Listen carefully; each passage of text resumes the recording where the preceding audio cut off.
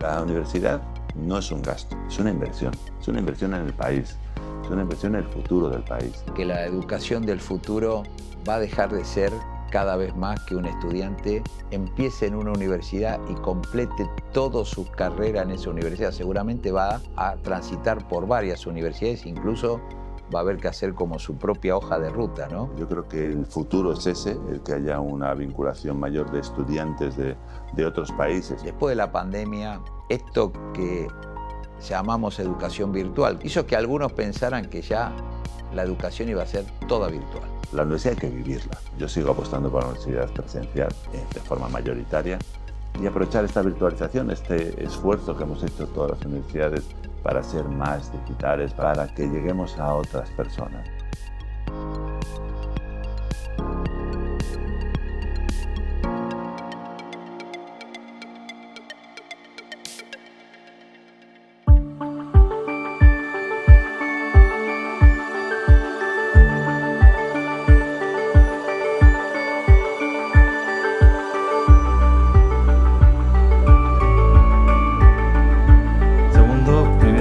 Tercera. Bueno, Joaquín, buen día. Buen día. Gracias por recibirme acá en esta hermosa Universidad Complutense.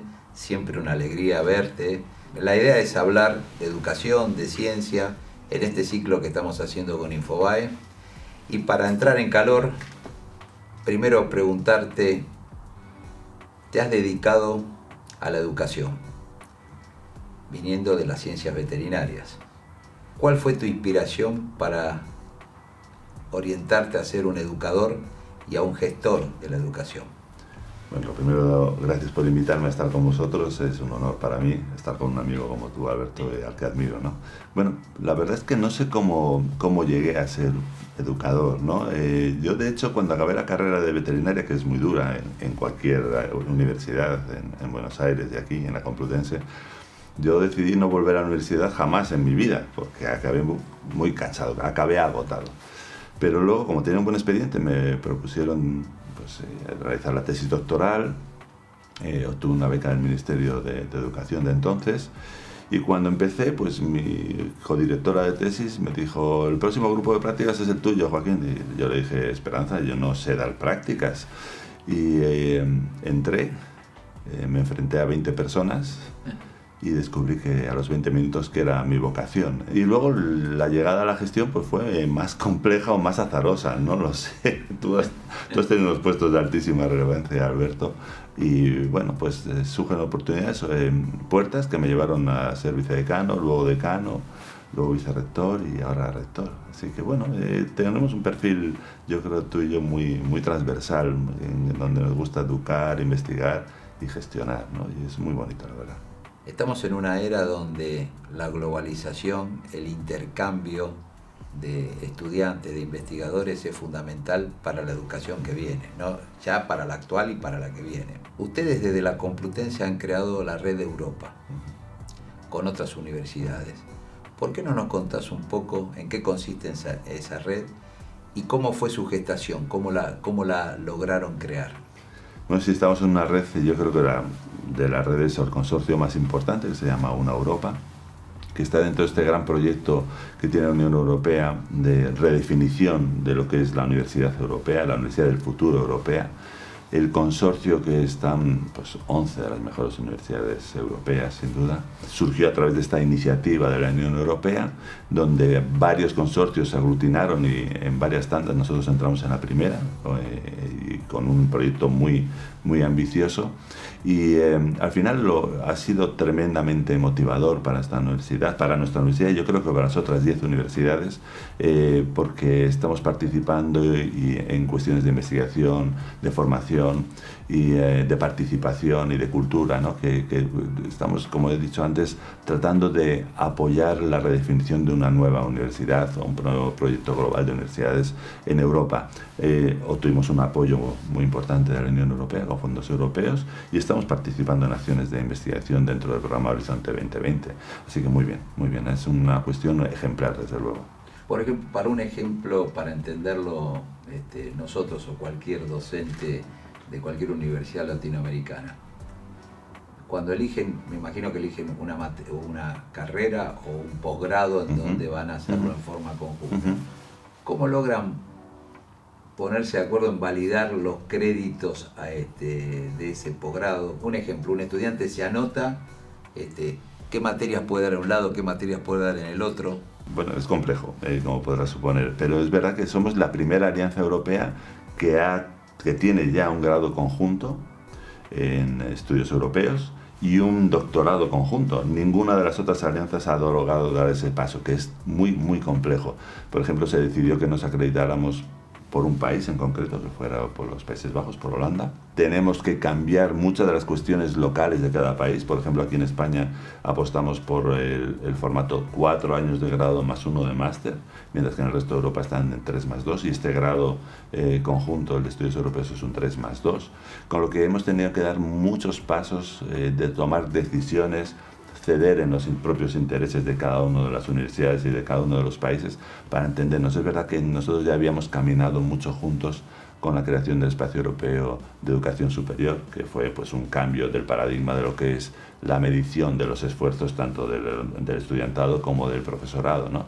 Entonces ya esto es, digamos, una consecuencia de un trabajo que se había hecho desde el principio de la década de los 2000, ¿no? Entonces, bueno, como ya tenemos un formato de entendimiento, ha sido todo un poquito más fácil, siendo tremendamente complejo. Está claro, y coincido con vos, porque te conozco, lo hemos hablado muchas veces, que la educación del futuro va a dejar de ser cada vez más que un estudiante empiece en una universidad y complete toda su carrera en esa universidad. Seguramente va a transitar por varias universidades, incluso va a haber que hacer como su propia hoja de ruta, ¿no? Exactamente, yo creo que es, el futuro es ese, el que haya una vinculación mayor de estudiantes de otros países, podemos hablar de nuestros países hermanos o puede ser de otros continentes, ¿no?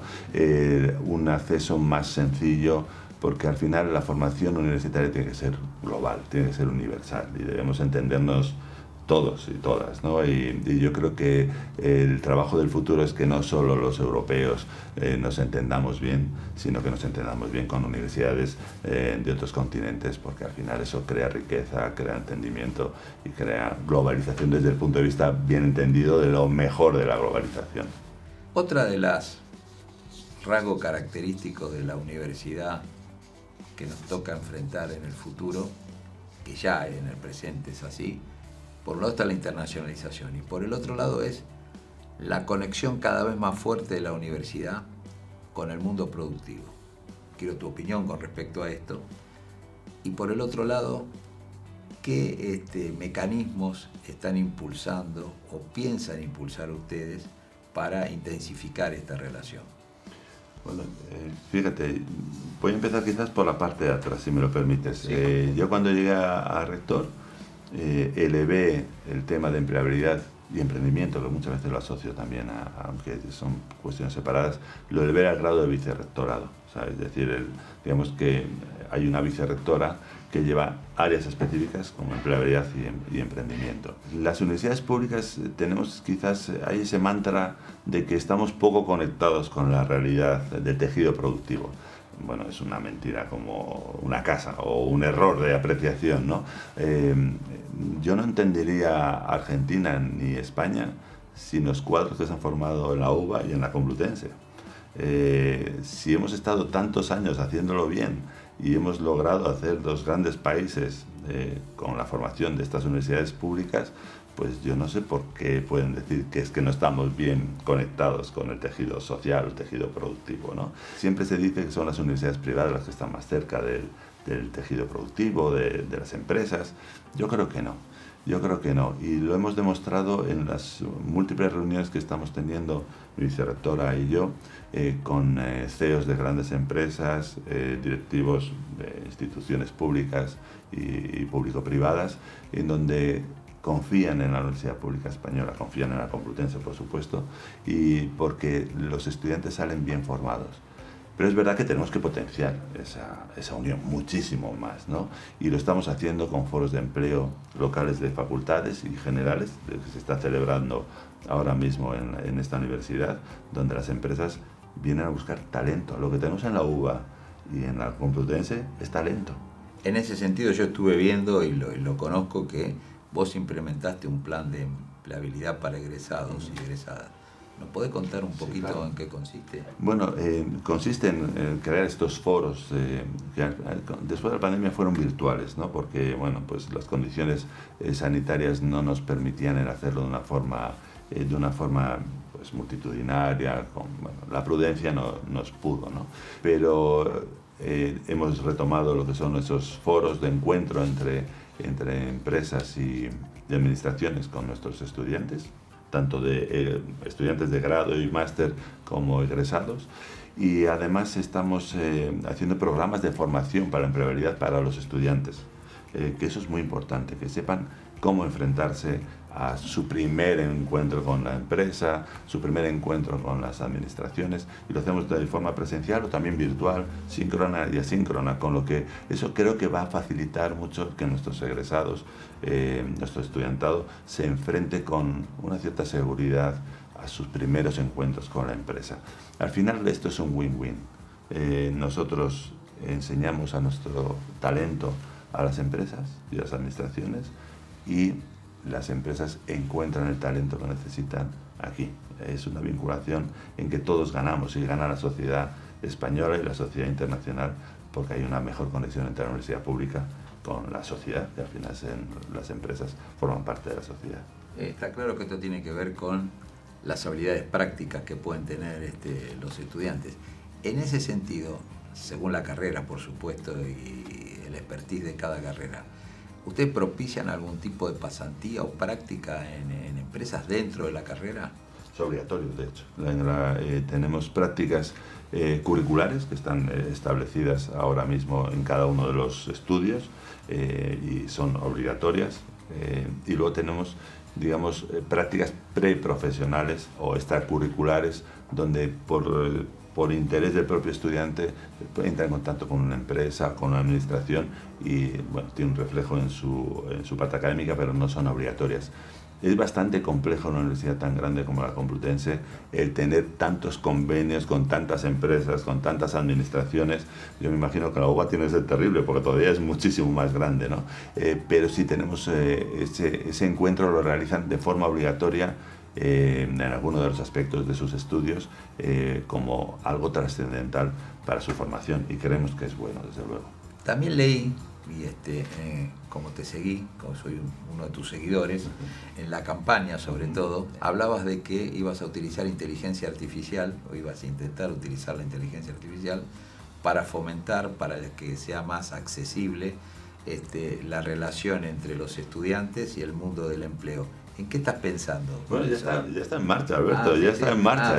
Al final, ahora que se habla tanto de inteligencia artificial como algo muy malo, y yo no soy un experto y me da un poco de respeto, la verdad, sí, tenemos una plataforma ahora que con estos algoritmos, que yo no entenderé jamás lo que son, porque se me dan muy mal estas cosas, con estos algoritmos acercamos mucho más al estudiante, al candidato, con la empresa, intentando vincular el mejor perfil a las necesidades de la empresa y la mejor empresa a las necesidades del estudiante.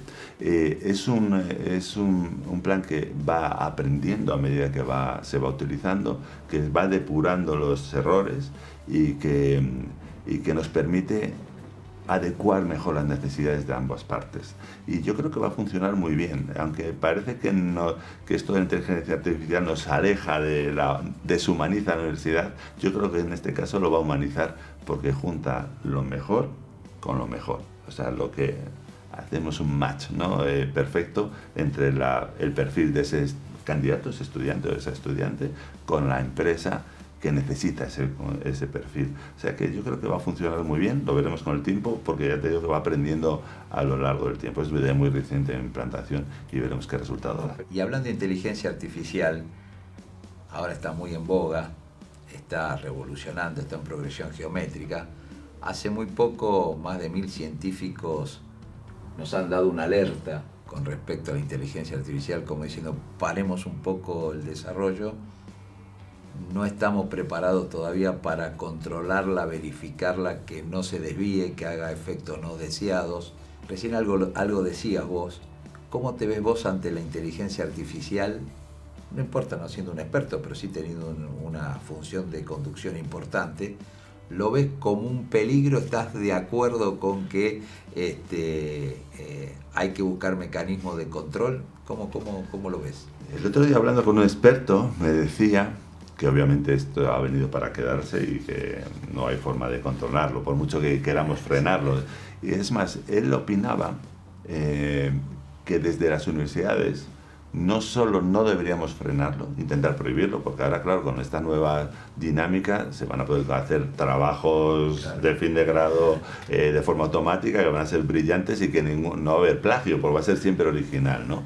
Él me decía, no hay que prohibirlo, es imposible prohibirlo, es imposible controlarlo con los mecanismos que tenemos ahora.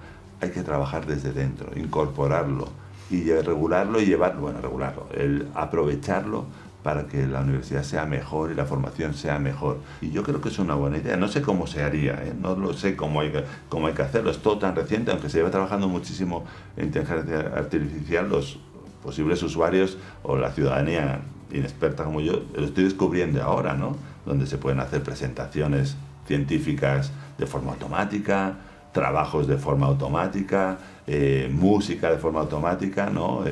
Bueno, habrá que incorporarlo y tratar de que nos facilite que seamos mejores universidades y que formemos mejor y que investiguemos mejor. ¿Cómo se hace? No lo sé.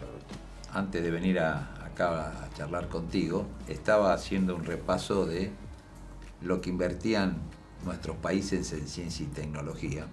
Argentina, por ejemplo, del 2015 al 2022, invirtió en promedio anual el 0,54 de su PBI. España está en el 1,22, 1,23. Brasil algo parecido. Y por el otro vemos Alemania 3,02, Estados Unidos 3,03. De PBI, a su vez, muchísimo más mayores. ¿Cómo ves vos que podemos afrontar el futuro desde Iberoamérica con este grado de inversión y qué planes o qué se podría hacer al respecto según tu óptica? Bueno, es complicado porque no depende de nosotros, de los universitarios, es decir, depende más de que, bueno, yo creo que la educación superior, de todos los niveles, pero la superior, la universitaria y la investigación son cuestiones de Estado, de Estados, porque al final la educación universitaria y la investigación yo creo que debe superar las fronteras de cada uno de los países, es decir, nuestros investigadores de ambos países trabajan juntos. Y es más, habrá grupos que no trabajen con ninguno de España y trabajen con uno de Argentina, de la UBA, un grupo investigador. Entonces es una cuestión de estados, una cuestión de apuesta real.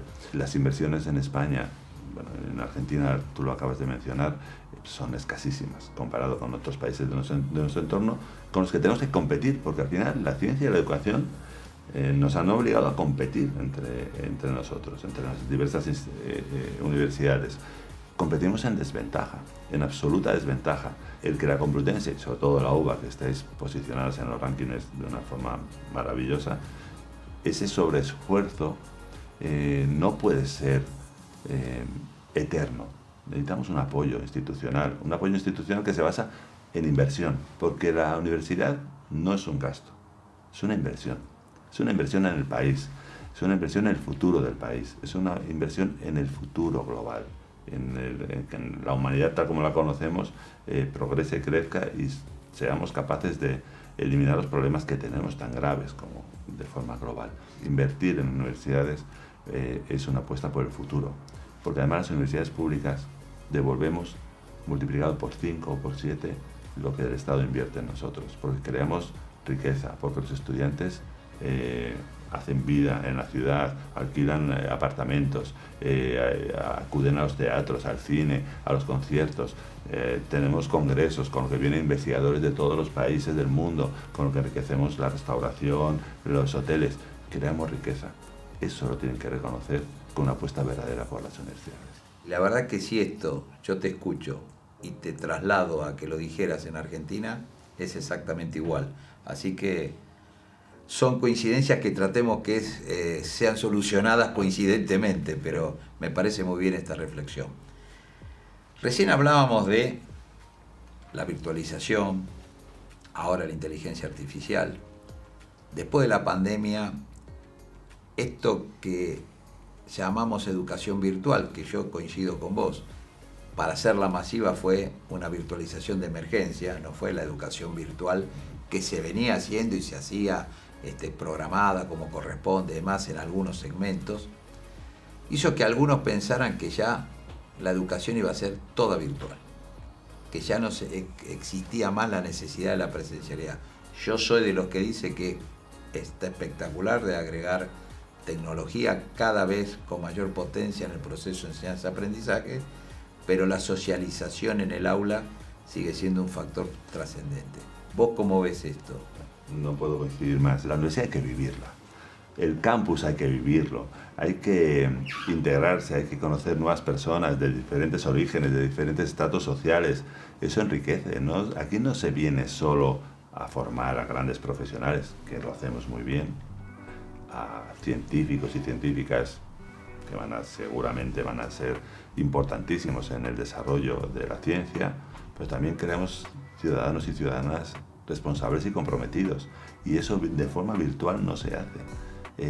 Tienen que aprender a compartir, a convivir, a establecer esas relaciones con personas diferentes, porque cuando tú estás en tu zona estudiando en las enseñanzas primarias y secundarias, pues estás en tu entorno más o menos parecido. En las universidades, sobre todo en las públicas, vienen de todos los lugares, con todos los orígenes, con diferentes creencias, perspectivas de uno mismo.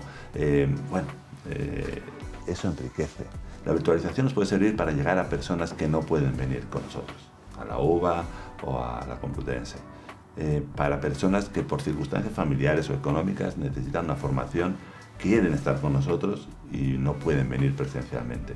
Pero yo sigo apostando por la universidad presencial de forma mayoritaria y aprovechar esta virtualización, este esfuerzo que hemos hecho todas las universidades para ser más digitales, para tener aulas que nos permiten conferencias en remoto o clases en remoto, para que lleguemos a otras personas. Pero yo creo que el campus la Complutense no puede dejar de lado lo que es su genoma, su ADN, ¿no? Que es estar juntos, aprendiendo, intercambiando ideas y enriqueciéndonos con nuestras acciones culturales, deportivas, de debate, que es lo que hacemos en las universidades y lo hacemos muy bien. Totalmente, totalmente. Y la última, para terminar, ¿qué libro, si yo te pregunto un libro, te ha marcado en tu vida? Muchos, pero siempre me sale uno muy rápido, que es El corazón de las tinieblas, de Joseph Conrad, que me marcó muchísimo. Es una novela muy cortita.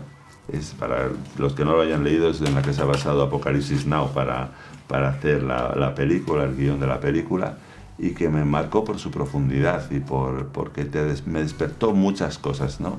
Pero podrías haber sido también haberte dicho alguna novela de Kafka, El castillo, por ejemplo, o cualquiera de Borges, alguno de sus relatos cortos, ¿no? El inmortal, o mil cosas, ¿no? Bueno, pero quizás El corazón de las tinieblas me marcó mucho y lo relaciono además con unas cosas personales. Lo leí bastante joven y me hizo pensar mucho. Es muy fácil de leer y es una aproximación, un viaje introspectivo del personaje que tiene sus partes oscuras y que me hizo, la verdad, crecer mucho. Bueno, Joaquín, una alegría, un honor que nos hayas recibido. Muy bonito y muy reflexivo todo lo que hemos charlado, y así que muchísimas gracias. Gracias a ti, Alberto. Gracias de corazón.